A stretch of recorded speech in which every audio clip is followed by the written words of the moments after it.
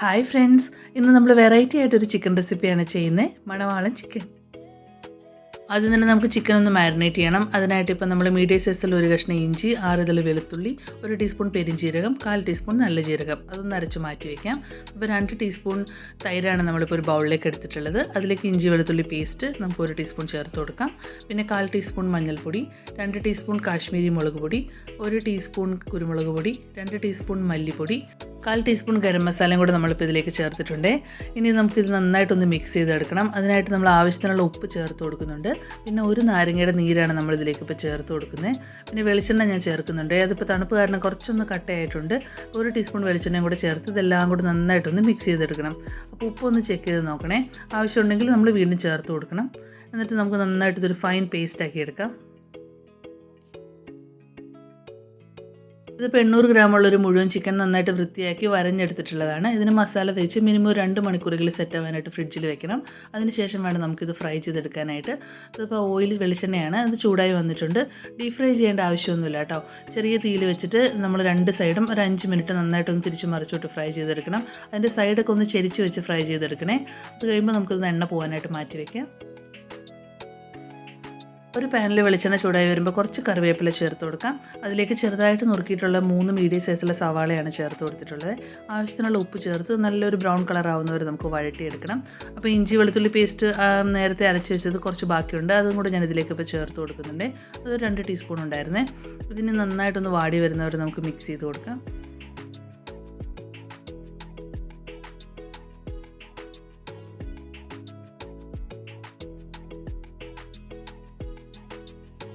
രണ്ട് മീഡിയം സൈസുള്ള തക്കാളി മിക്സിയുടെ ജാറിൽ നന്നായിട്ടൊന്ന് അടിച്ചെടുത്ത് പേസ്റ്റാക്കി നമുക്ക് ഇതിലേക്ക് ചേർത്ത് കൊടുക്കാം. അതും കൂടെ നന്നായിട്ടൊന്ന് മിക്സ് ചെയ്തെടുക്കണേ.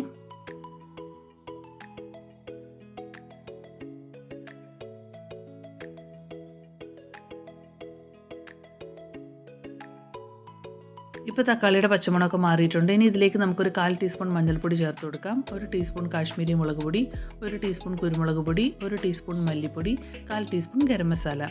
പിന്നെ മുളക് പൊടിയുടെ അളവൊക്കെ നിങ്ങളുടെ എരിവനുസരിച്ച് കൂടുതലും കുറച്ചൊക്കെ ചേർത്തോണേ. ഇനി ഇതിൻ്റെ പച്ചമണം മാറുന്നവരെ നന്നായിട്ടൊന്ന് മിക്സ് ചെയ്ത് കൊടുക്കാം.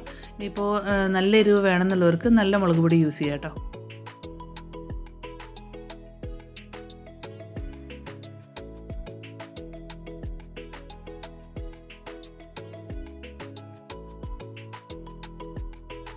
ഇതിൽ നമ്മൾ ഉപ്പ് ഇടയ്ക്കിടയ്ക്ക് ചേർത്ത് കൊടുത്തിട്ടുള്ളതുകൊണ്ട് നമ്മളൊന്ന് ടേസ്റ്റ് ചെയ്ത് നോക്കിയിട്ട് ആവശ്യമുണ്ടെങ്കിൽ മാത്രം വീണ്ടും ചേർത്ത് കൊടുത്താൽ മതി.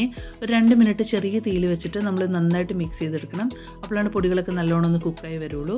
അപ്പോൾ നമ്മൾ കരിഞ്ഞു പോകാതിരിക്കാനായിട്ട് ശ്രദ്ധിക്കണം കേട്ടോ. ഇനി ഇതിലേക്ക് നമ്മൾ ചേർത്ത് കൊടുക്കേണ്ടത് നേരത്തെ ആ ചിക്കൻ മാരിനേറ്റ് ചെയ്തപ്പോൾ കുറച്ചൊരു മസാല ബാക്കി ഉണ്ടായിരുന്നേ. അതിലേക്ക് കുറച്ച് വെള്ളം ഒഴിച്ചിട്ട് ഒരു 1/4 ഗ്ലാസ് വെള്ളം ഒഴിച്ചിട്ട് അതും കൂടെ നമുക്ക് ഇതിലേക്ക് ചേർത്തിട്ട് മിക്സ് ചെയ്തെടുക്കാവേ.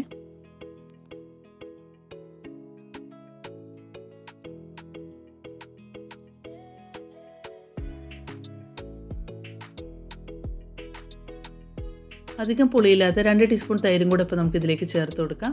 എന്നിട്ട് നന്നായിട്ടൊന്ന് മിക്സ് ചെയ്ത് ഒന്ന് തിളപ്പിച്ചെടുക്കണേ. കറിക്ക് നല്ലൊരു ടേസ്റ്റ് കിട്ടാനായിട്ട് ഒരു പിടുത്തം കാഷ്യൂനട്ട് നമുക്കൊന്ന് സോക്ക് ചെയ്തിട്ടൊന്ന് അരച്ചെടുക്കാം. അതും കൂടെ നമുക്ക് ഇതിലേക്ക് ഇപ്പോൾ ചേർത്ത് കൊടുക്കാവേ. ചൂടുവെള്ളത്തിൽ ഒരു 10 മിനിറ്റ് ഇട്ട് വെച്ചാൽ നല്ല സോഫ്റ്റ് ആയിട്ട് വരും കേട്ടോ. ഇനി ഇത് നന്നായിട്ടൊന്ന് മിക്സ് ചെയ്ത് തിളപ്പിച്ചെടുക്കണം. അതിനുശേഷം വേണം അതിലേക്ക് നമുക്ക് നേരത്തെ തന്നെ ഫ്രൈ ചെയ്ത് മാറ്റി വെച്ചിട്ടുള്ള ചിക്കൻ ചേർത്ത് കൊടുക്കാനായിട്ട്.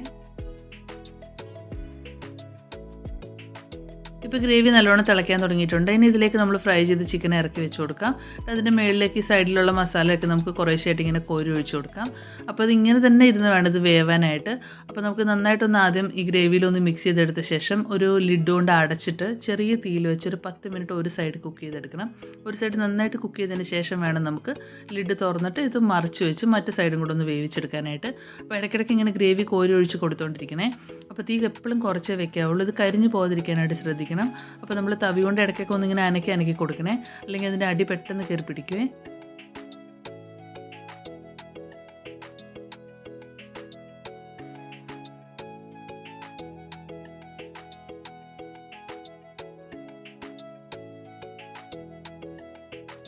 ഇപ്പോൾ ഒരു സൈഡ് ഏകദേശം കുക്കായി വന്നിട്ടുണ്ട്. ഇനി ചെറുതായിട്ട് അരിഞ്ഞ കുറച്ച് മല്ലിയിലയും കൂടെ തൂളിയ ശേഷം നമുക്കിതൊന്ന് മറിച്ചിട്ട് കൊടുക്കാം. എന്നിട്ട് മറ്റു സൈഡും കൂടെ ഒരു 10 മിനിറ്റ് നമുക്ക് കുക്ക് ചെയ്യണേ.